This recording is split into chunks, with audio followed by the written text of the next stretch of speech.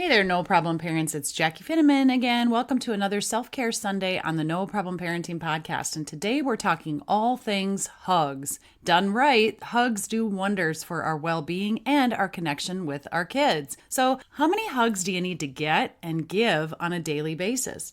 Do you know how to hug?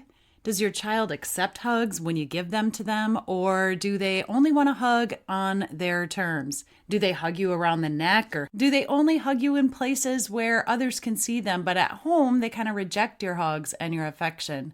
Do you like hugs? Do you make statements like, I'm just not a hugger? Some people are huggers and they give hugs or attempt to give hugs to everybody, but is that okay? And do we need to accept hugs from everyone, or can we put up a boundary? Well, I've got some insights for you today, how to hug to get the most benefits from a hug, and some things to consider about teaching your kids to hug. Hey there, parents. Thanks for listening to the No Problem Parenting Podcast. Are you ready to become the confident leader your kids crave you to be? Are you losing your crap on your kids, yelling, giving in, and exhausted at the end of every day?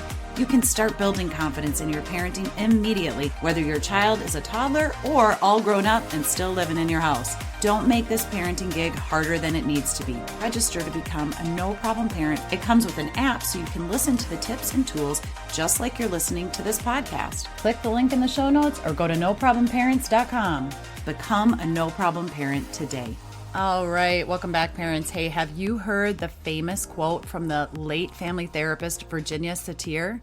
She says, we need 4 hugs a day for survival, we need 8 hugs a day for maintenance, and we need 12 hugs a day for growth. I learned this way back, almost 30 years ago, when I first learned about attachment disorders and breaks in attachment. And so for kiddos who have experienced trauma or early life separation from their caregivers, or even medical pain, 12 hugs a day is best. But that said, it's not just the quantity of the hugs, it's the quality. You know, sometimes we hug for just a second or two when we're greeting someone, and that's great. But today, I'm talking about hugs that create connection, security, and safety. We're all wired to connect to survive, and hugs are a great way to connect with people, right? But they can also make us feel super vulnerable because of that connection. And so it's important to get hugs from people that you feel safe with and trust. My specialty is in attachment issues, attachment disorders, breaks in attachment from things like early childhood abuse or neglect or medical pain, postpartum depression, things that happen when that first year of life bonding cycle didn't go so smoothly. And so if you have a kiddo who is rejecting your affection, your attention, your hugs, your touch, reach out to me. I know I can help. I can help educate you on why that is and some ways that you can bring in that connection without feeling rejection from your child. Let's start with 3 benefits of a hug, and then we'll get into how to hug and how to teach your kids to hug and how long to do it and all of that. The first benefit I want to talk about is that hugs are actually an immune booster. That's right, hugs can boost our immune system. The pressure of a hug stimulates the thymus gland. It regulates white blood cell production, which can keep you healthy. Hugs actually balance your nervous system. They increase circulation and they promote a sense of balance between the fight, flight, freeze, and rest and digest responses. So hugs help us increase circulation and balance our sympathetic, fight, flight, or freeze, and our parasympathetic, the rest and digest nervous system. Probably the most obvious benefit of a hug is emotional nourishment. Hugs go beyond the physical touch. They actually provide emotional nourishment to us too. They boost oxytocin levels. They alleviate feelings of loneliness and anger. Sharing a hug creates a sense of belonging. Hugs increase your feelings of safety. And they emotionally feed us, which can help us remember that we're not alone, helps us feel more trust with others. In fact, have you ever noticed how relaxed and calm you feel after a hug? Hugs are a reminder that we're not alone, and together we can face any challenge. We can get through the hard things. Hugs increase our feelings of belonging. Boosting oxytocin levels actually helps us heal those feelings of loneliness or isolation and even anger. It helps for the huggee, the person being hugged, but also for the person that's offering the hug. So it's this giving and receiving of affection that helps decrease anxiety and improve our self-esteem, which leads me to number 3, the self-esteem boost. Remember the warmth you felt as a child when your parents looked at you with affection and gave you hugs? Well, hugs create that sense of being seen and loved, noticed and recognized, which will increase feelings of self-esteem, importance, and self-love. Okay, so those are the 3 benefits. Now let's get into how to give an intentional hug. For many of us, it's just sort of a learned thing. We learned it as young kids. The hugs felt good, and so we just grew up continuing to give them. But that's not always the case for everybody. Some families weren't huggers, and so we didn't naturally learn how to hug. And then when we were around other people that were naturally huggers, the hug kind of felt awkward, and it didn't necessarily produce the same response as somebody who grew up in a home where hugs felt good. And many people will say that there's no wrong way to give a hug, but for kids and adults that haven't had positive experiences with hugs or weren't held or hugged enough in their early childhood, I'd say those people would beg to differ with you. So I often teach people how to hug, and not because I want them to do it correctly. Rather, I want to help them feel more comfortable and confident so that they can truly get the benefits that hugs can provide. As I share some examples of how to hug, keep in mind that the average hug is usually around 3 seconds, and some people only just do a quick kind of touch and let go, while other people hug for 10 seconds or even 20 seconds. But who's counting, right? Have you ever hugged for 20 seconds? Well, a 20-second hug before doing something like super challenging or stressful can ease tension and relax your central nervous system.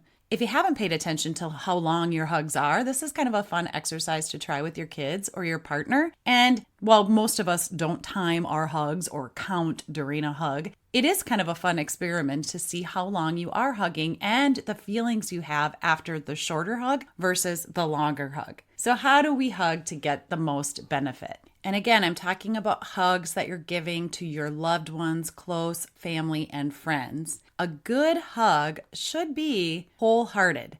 You're really embracing each other with your full bodies touching, no butt sticking out, arms and shoulders and head, everything is really relaxed. You trust this person and you are ready. Now, if you have a kiddo who isn't very trusting, they're pretty stiff, even like as an infant, maybe they're pretty stiff when you do a hug, or as a toddler, they want a hug when they want it, but when you offer it, they're not reciprocating that hug. Reach out to me, I can help you with that. For children, parents' arms over the child can express safety and security, not power, but safety and security. Kids that are hugging around their parents' neck, which often our littles do, so again, take this with a grain of salt. If you've got a, well-connected and bonded child, you don't have to worry so much about that. But if you've got a kiddo who's putting their arms around your neck and like pulling you down and it doesn't feel good, this can be an indicator that your child is unsure if you are safe, and so they need to be in control of the hug. What you want to do then is just readjust their arms, let them know it's okay, put your arms over the top, and just kind of pull them in and let them know, hey, buddy, I've got you. You're safe. It's okay. Reciprocal hugs where both parties are feeling really safe and connected to the other person or to each other, having one arm up above the other person's shoulder and the other arm down below, so it's almost like a crisscross, right, hug. That is an indicator that both parties are equal and unified and feeling comfortable and secure with each other. Now, another thing to keep in mind to kind of increase the level of connection and to know that you are super connected to this person is hugging heart to heart or left shoulder to left shoulder. So your heads are opposite of each other when you're going in for the hug, right? And your left ear would be next to the other person's left ear. So this is called the heart to heart hug. So pay attention. Notice this with your current hugs. Is your go-to hug a heart-to-heart connected hug, left shoulder to left shoulder, or is it more right to right shoulder? If you're not doing the heart-to-heart, left shoulder to left shoulder, try changing it up a little bit with your kids and your loved ones. You'll be surprised at the difference that it makes in the intentionality of the hug and in your relationship. And then also remember to take a breath and relax with intention. When you're giving a hug, really do a pause while giving that hug and or receiving that hug. Notice your arms and your shoulders relaxing instead of just hugging super tight, which of course that's a fun thing to do too, especially if you haven't seen somebody in a long time or you're super excited to see them. Sometimes we go in for just more of that pressure, like pulling each other close and hugging super tight. And then you'll feel that relaxed, almost release. Instead of letting go at that point, hold on for just a little bit longer. In fact, hold the hug until the huggee is ready to let go. So if you're the hugger and you go in and you're hugging that person and you can feel them relax, and then you can feel that they're starting to pull away or push away, that's when the hug is done. Or you can ask if they can hold on for a little longer. Instead of just making them, ask, can we hug just a little longer? Can I have just a little more? Sometimes what I've done is I've held on longer and say, I'm stuck. And then I just get another couple little soft squeezes in, and we usually laugh or have a little chuckle because I'm stuck. Kids love that. I'm stuck. I can't let go. And so you get a little longer of a hug in, and that's super fun. So practice this with your kiddos. Hugging releases oxytocin, which is like the love hormone. It reduces stress and it promotes bonding. So create meaningful hugs rather than just going through the motion of a hug intellectually. Be intentional and relational to get the best benefits. All right, so how do we get more hugs in our lives? Well, create a hug habit. Start out first thing in the morning when you greet your kids or your partner, and you're going to say, hey, good morning, and go over and give them a hug. Anytime you are reconnected throughout the day, after school, daycare, or work, and then again in the evening. If you do that, even just those 3 times a day, that's 3 hugs right there, so you're well on your way. Now, if you're a single parent or your partner's already left for work for the day or you don't see each other as often, right away when you wake up, hug yourself. Yep. That still works. Put your hand on your heart, your other hand on your stomach. Take a few deep breaths. Maybe incorporate some affirmations or declarations while you're doing that. That works and counts as a hug.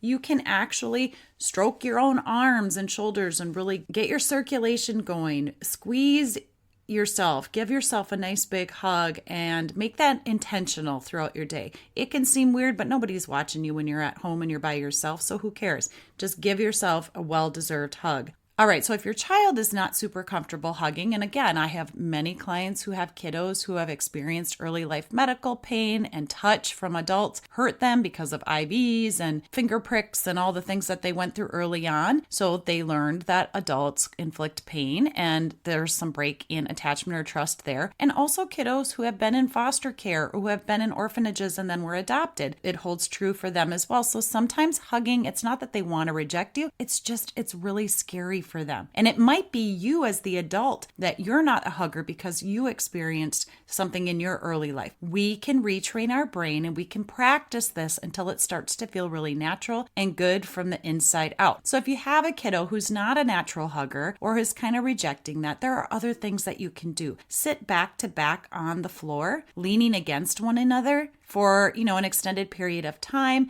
Maybe you're playing something opposite of each other on the floor, like Legos, making a creation.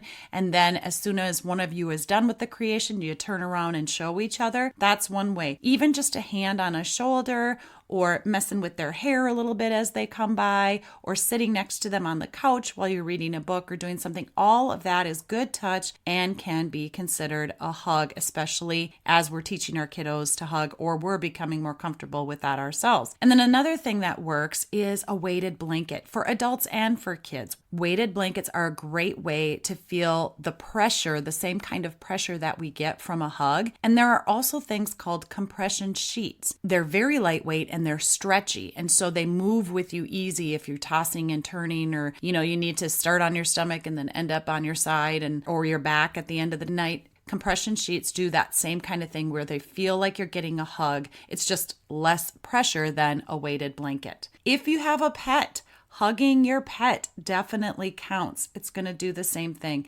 So remember, the goal is oxytocin and serotonin release. Hugs are not just physical gestures. They're powerful tools for overall health and connection. So if you haven't already, intentionally create times in your day to hug your kids, your partner, and yourself, and let the healing power of hugs bring joy and calm into your day. If you have any questions, no two families are alike and no two situations are alike. There is a link in the show notes for you to book a 30-minute call with me, and there's a link in the show notes to book a 30-minute call with me, and you'll get the No Problem Parent training included in that call. All right, you guys, until next time, hugs and high fives. You got this. All right, that's it for today's episode of the No Problem Parenting Podcast. Hey, thanks guys for tuning in. If you found value in today's episode, click the subscribe button and share it with other parents who might need a little boost. Stay connected on our socials by following @NoProblemParents for more parenting tips and get your free download of the 60 ways to respond to your kids without losing your cool. Go to noproblemparents.com. Until next time, remember, your confidence comes from embracing both successes and setbacks. So take a deep breath, embrace the chaos, and remember, you got this.